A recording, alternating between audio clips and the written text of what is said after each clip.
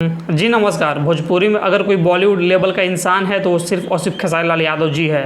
तो क्यों, आपको हम बताएंगे इस वीडियो के अंतिम में, बने रहिए। लेकिन इससे पहले कहना चाहते हैं कि कल एक एंगल म्यूज़िक पर बहुत ही बेहतरीन बॉलबम का गाना आ रहा है, जिस गाने का नाम है हाँ।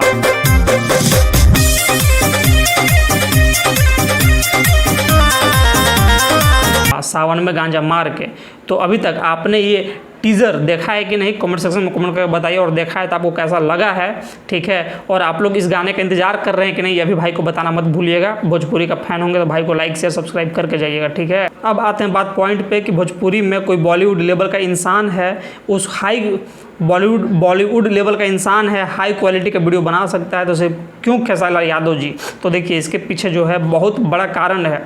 क्योंकि कोई भी कंपनी, कोई भी प्रोड्यूसर ये कभी नहीं चाहेगा कि इतना ज़्यादा पैसा खर्च करने के बाद उसका पैसा घाटा में जाए। और हाई क्वालिटी वीडियो बनाने में जो है पैसा का खर्च बहुत ही ज़्यादा होता है। और भोजपुरी में सिर्फ अभी का डेट में हमको ऐसा लगता है कि एक ही इंसान है जो प्रोड्यूसर को, कंपनी को फ़ायदा पहुंचा सकता है बहुत बेहतरीन हाई क्वालिटी वीडियो बनाने के बाद भी।